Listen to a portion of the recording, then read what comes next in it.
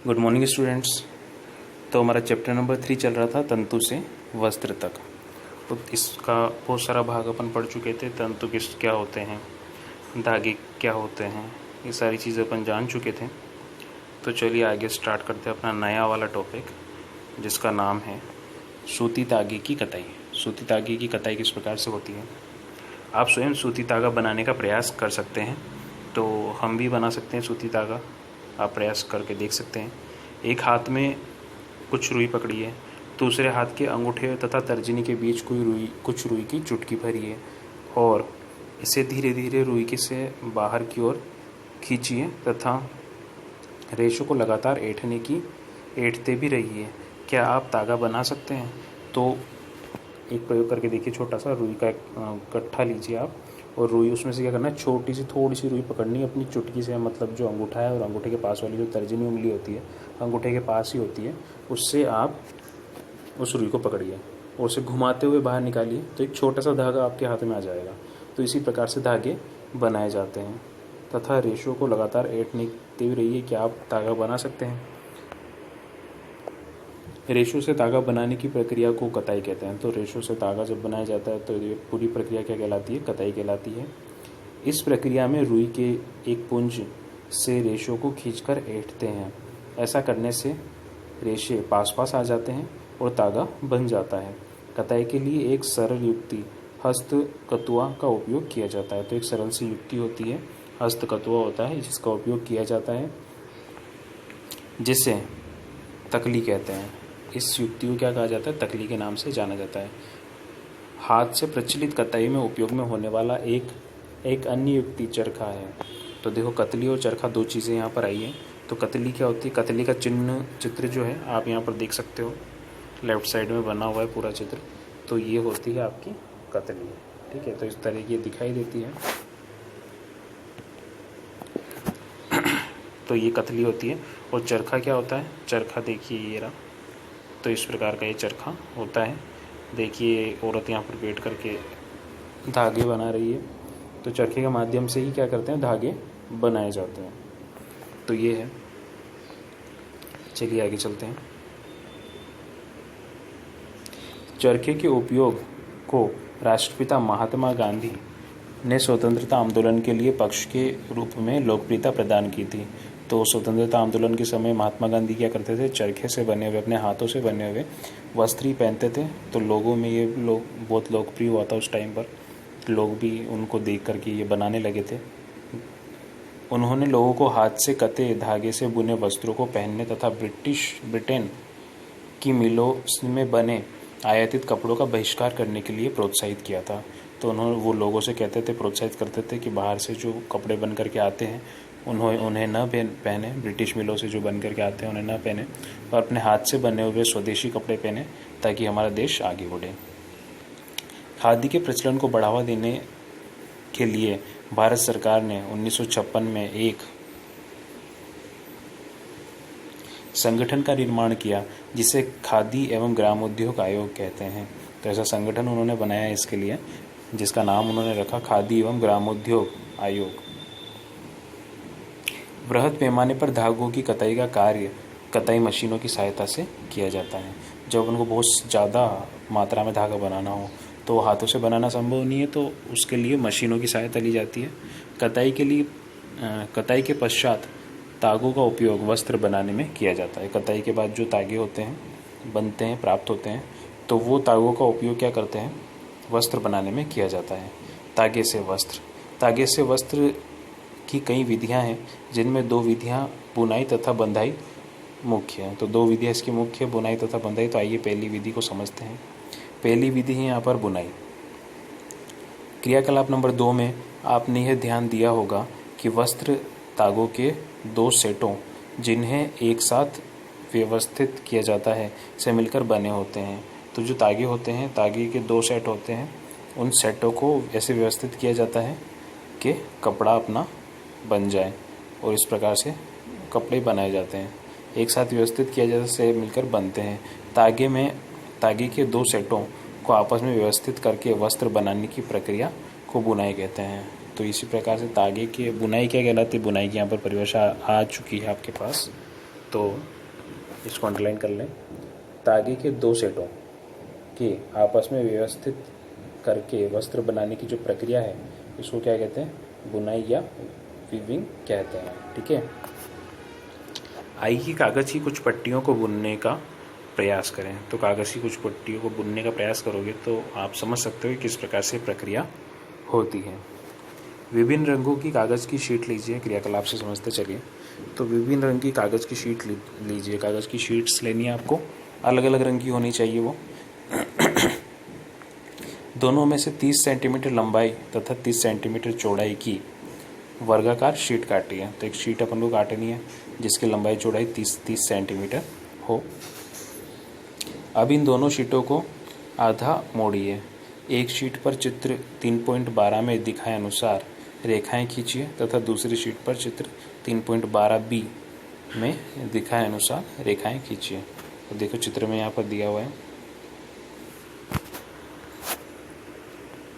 दो शीट ले ली अपन ने कागज़ की, अलग अलग कलर की। ठीक है, ए और बी फर्स्ट चित्र में आपको दिखाया गया है यहाँ पर। उसके बाद अपन को क्या करना है? इनको दोनों को मोड़ लेना है सबसे पहला काम। तो सबसे पहला काम हमें यही करना है, दोनों शीटों को मोड़ लेना है। दो शीट ली अपन ने, दोनों शीटों को यहाँ पर फोल्ड किया हुआ है, चित्र में आप देख सकते हो, खुली हुई नहीं से उनको मोड़ दिया गया है। उसके बाद आगे देखिए क्या लिखा हुआ है, में रेखानुसार दिखाए अनुसार रेखाएं खींचिए। फिर उसके बाद क्या करना है? रेखाएं खींचनी है। दोनों शीटों को खींची गई रेखाओं के अनुदिश काटिए और फिर शीटों के मोड़ों को खोलकर उन्हें फैला दीजिए। एक शीट की पट्टियों को एक एक करके दूसरी शीट के कटावों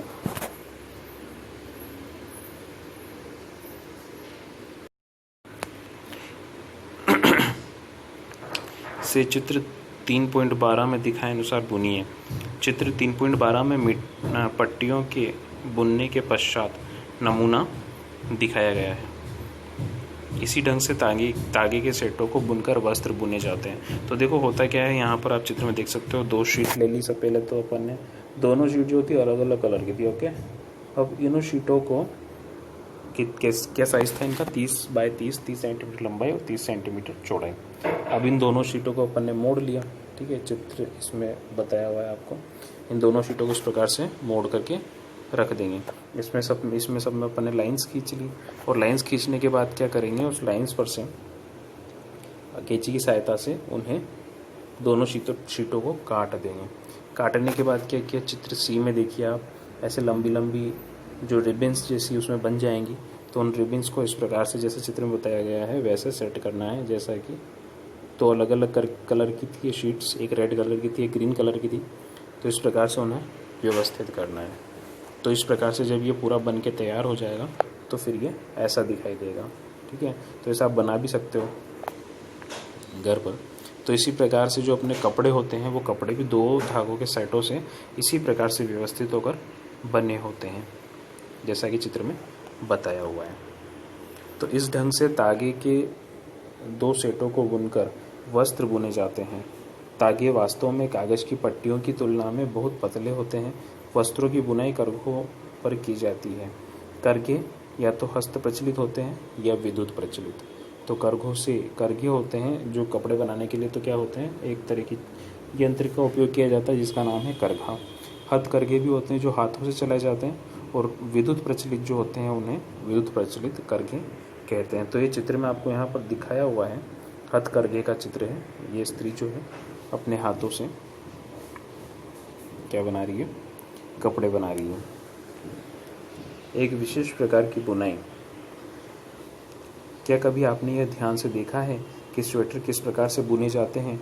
इनकी बुनाई नीटिंग में किसी एकल तागे का उपयोग वस्त्र के एक टुकड़े को बनाने में किया जाता है।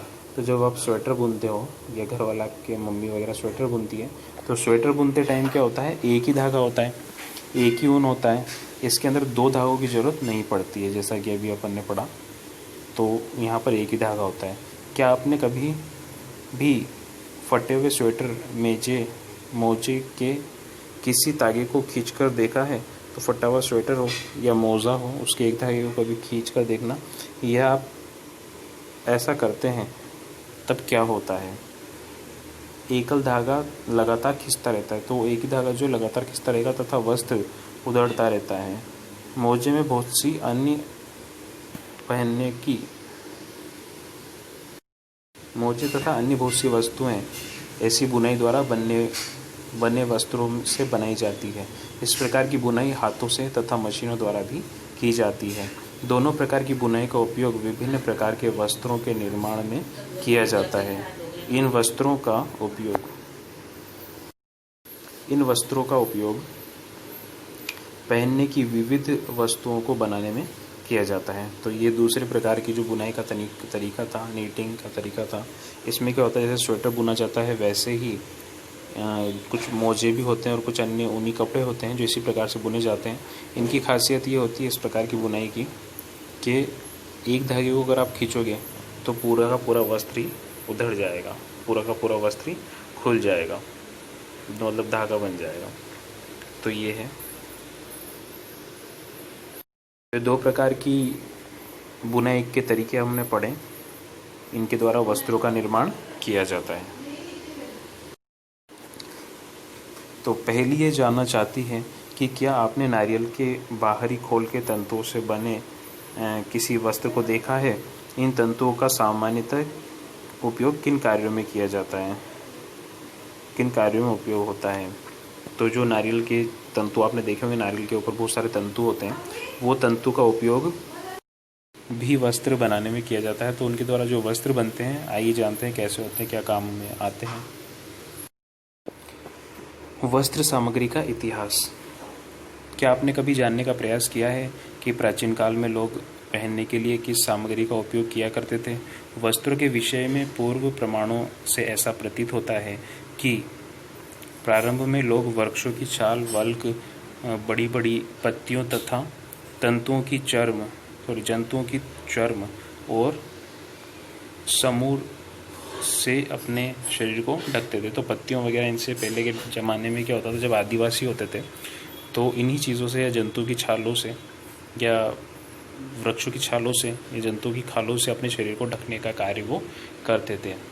कृषि में बसना आरंभ करने के पश्चात लोगों ने पतली पतली टहनियों तथा घास को बुनकर चटाई तथा डलिया टोकरी बनाना सीखा। तो जब कृषि में लोग आ गए, खेती करने लगे, तो उस टाइम पे लोगों ने क्या किया, घास को बुन करके कपड़े और चटाइयाँ और ये सारी चीज़ें, टोकरियाँ बनाने का काम उन्होंने शुरू कर दिया। तो आपने देखा भी होगा कि बांस की बुनी हुई टोकरियाँ मार्केट में मिलती हैं अभी भी। तो इसी प्रकार की चीज़ें बनाना उस टाइम पे उन्होंने शुरू कर दिया था। लताओं, जंतुओं की ऊन अथवा बालों को आपस में ऐंठन देकर लंबी लड़ियां बनाई गई। इनको बुनकर वस्त्र तैयार किए गए। पूर्व में भारतवासी रुई से बने वस्त्र पहनते थे। तो पहले के जो भारतवासी थे, अपने इंडियंस थे, वो रुई से बने हुए वस्त्र पहनते थे जो गंगा नदी के निकटवर्ती क्षेत्रों में उगाई जाती थी। फ्लैक्स भी एक पादप है जिससे प्राकृतिक तंतु प्राप्त होता है। प्राचीन मिस्र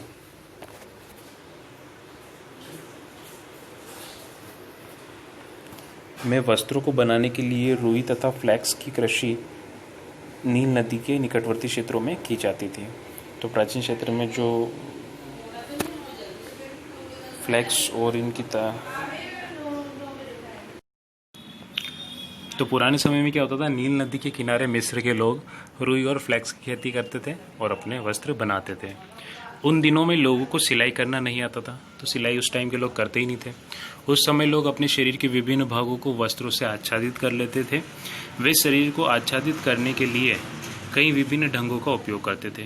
तो अपने शरीर को ढकने के लिए विभिन्न तरीकों का उपयोग करते थे। तो एक सिंगल कपड़ा होता था, उसी से अपने शरीर को ये ढका करते थे, क्योंकि सिलाई उस टाइम पे होती नहीं थी, तो सिले हुए कपड़े चलते नहीं थे। सिलाई की सुई के आविष्कार के साथ लोगों ने वस्त्रों की सिलाई करके पहनने के कपड़े तैयार किए। इस आविष्कार के पश्चात सिले कपड़ों में बहुत सी विभिन्नताएं आ गई, परंतु क्या यह आश्चर्यजनक बात नहीं है कि आज भी साड़ियों, धोतियों, लुगड़ियों तथा पगड़ियों का बिना सिले वस्त्र के रूप में उपयोग होता है। तो आज भी कुछ ऐसे वस्त्र हैं जिनको अपन बिल्कुल नहीं सिलते हैं, ऐसे कैसे पहना जाता है, जैसे कि साड़ियाँ हैं, धोतियाँ हैं और लुगड़ियाँ हैं तथा पगड़ियाँ हैं, इनको कभी सिला नहीं जाता है। जिस प्रकार समस्त देश में खाए जाने वाले भोजन में अत्यधिक विविधता देखने को मिलती है, ठीक उसी प्रकार वस्त्र एवं पहनने की वस्तुओं में भी अत्यधिक विविधता पाई जाती है। तो हमारा देश ऐसे ही है, अलग अलग जगह पर अलग अलग प्रकार के वस्त्रों को पहना जाता है। तो जिस प्रकार से खाने की चीज़ें भी हर जगह पर अलग अलग मिलती है, कहीं पर क्या, कहीं पर क्या, कहीं पर क्या, किस प्रकार के व्यंजन देखने को आपको मिलते हैं, उसी प्रकार हमारे देश में कपड़े पहनने के तरीके में भी हर जगह भिन्नता आपको देखने को मिलेगी।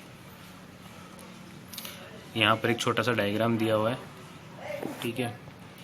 तो इसमें पूरा लेसन शॉर्ट में बताया हुआ है। एक बार कपास गोलक होते हैं, कपास गोलक को क्या करते हैं, इसको ओटा जाता है, ठीक है। ओटने के बाद क्या प्राप्त होते हैं अपन को, रेशे प्राप्त होते हैं, ठीक है। और रेशे की क्या की जाती है, कताई की जाती है। कताई होने के बाद क्या मिलते हैं अपन को, तागे मिलते हैं। और तागों की या तो बुनाई करेंगे या फिर बंधाई करेंगे, ठीक है। या तो बुनाई की जाती है या फिर क्या की जाती है, बुनाई की जाती है या फिर बंधाई की जाती है।